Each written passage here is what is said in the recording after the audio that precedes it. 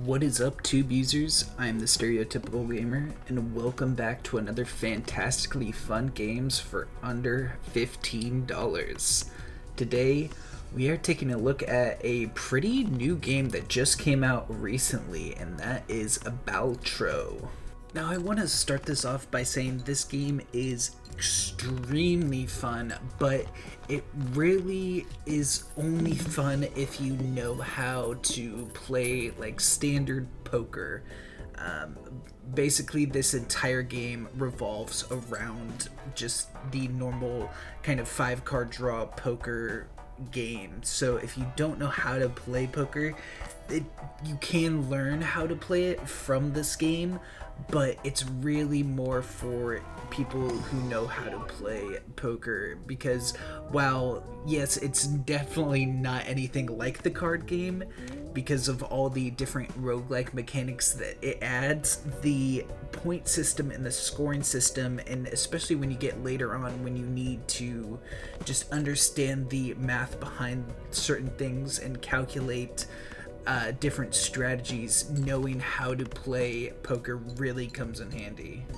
And honestly, the only thing you really need to understand and know about poker to understand and get into this game is the different scoring for poker. So like a 2 pair beats a pair and stuff like that, and just kind of knowing how all the different scoring systems work in poker. Once you get that down, that's really the only mechanic that is similar to poker in this game. I feel like the rest of the mechanics of this game kind of throw the traditional scoring sense of poker out the window, especially when you get later on into runs and stuff like that. It just becomes more focused on different aspects, but we'll get into that in a little bit. I just wanted to try and preface how this game works because it's kind of hard to understand, especially if you don't know how to play poker.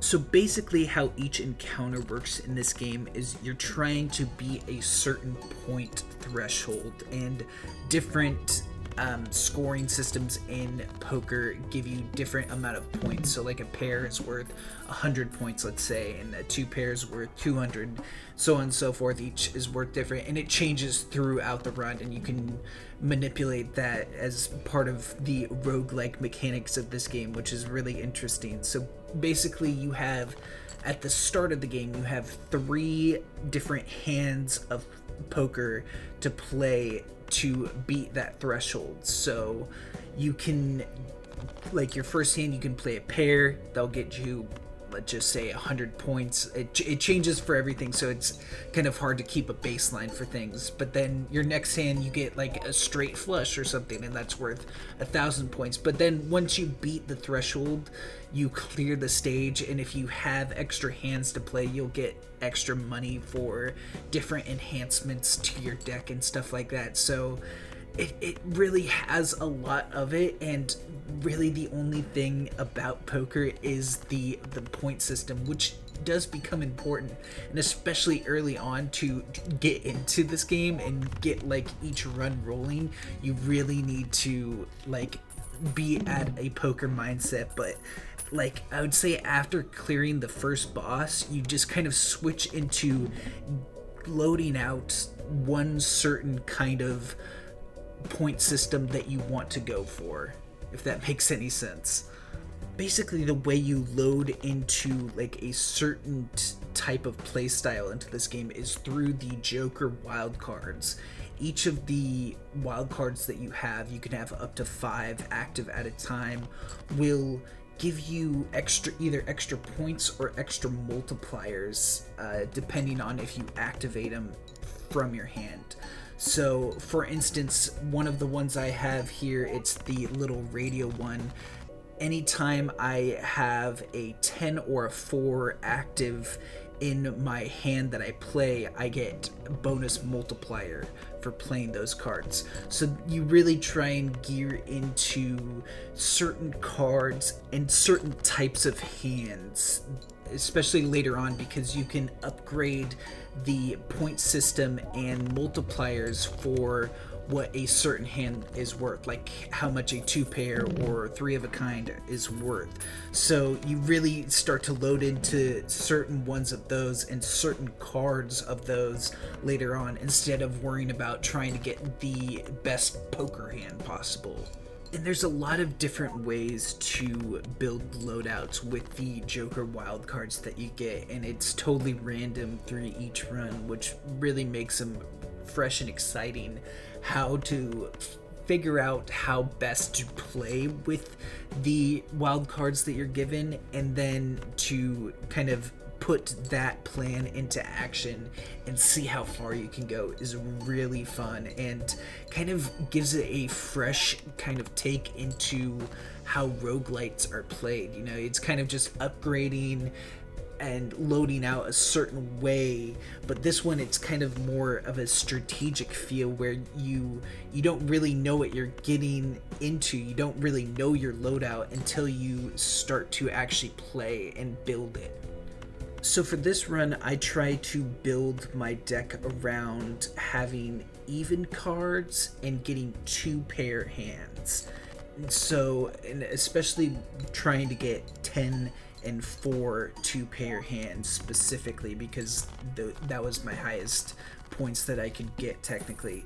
And so you basically what I did is I got my Joker cards all revolved around getting multipliers, activating for even cards, and 10 and 4, and getting 2 pairs specifically. And then you can get these, I think they're called celestial cards. They're basically different planets that correlate to different hands, like pair, 2-pair, 3 of a kind, and stuff like that. And you can upgrade them, I think, indefinitely, and you can just keep upgrading them as long as you get that specific planet or whatever it is. Each time you upgrade it, it will give you more points and more multiplier if you activate that hand. And I believe it's random how much it upgrades. I'm not 100% sure on that, but basically that's kind of the strategy going into different runs. I really like it because you don't know what you're supposed to do. You kind of just play out poker for the first couple hands while you get wild cards in, and then once you start getting the Joker cards, when you start getting these celestial cards, all these different things, you can kind of build around what you are getting and figure out what is the best strategy, and that is really fun. But this game isn't perfect. Let's get into some of the bad in this game. And one problem, it may just be a problem that I'm having, I'm not 100% sure, but I was noticing like some sort of like screen tear or some sort of like weird glitchy texture that would only appear for just like a few frames, but I would notice it for those split seconds, and it happened a lot. I think it shows up a couple times in this video. I couldn't really see it any times, but I did notice it a fair amount, and it was kind of annoying, but it didn't really hinder any gameplay. And I mean, it went away after like literally a few frames, so it hardly was noticeable, but it was a thing that it was just noticeable enough to be an annoyance.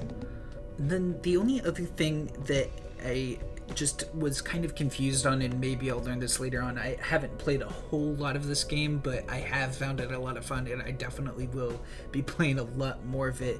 But there are some card packs where you can upgrade certain cards to different like rarities of the card, and it still remains like a 7 of clubs or whatever, but then you can get like a shiny edition of the 7 of clubs, and some of them do tell you what they do. Like some of them will like give you like a 1 in 4 chance to increase your multiplier by a certain amount and stuff like that, and so you can understand it most of the time, but some of the time it just is plain confusing, and for the most part I just ignore any card upgrades because they don't seem worth it compared to other upgrades that I can buy.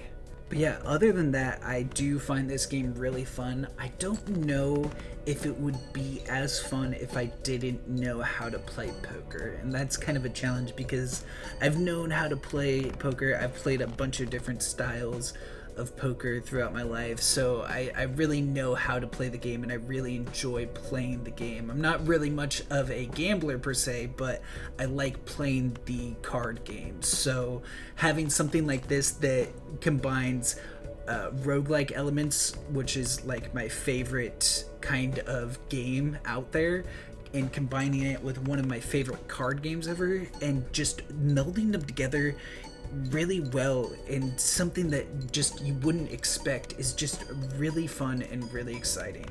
Anyways, I hope you guys enjoyed the video. Make sure to leave a like if you did, comment, subscribe, and I'll catch you in the next one. Peace.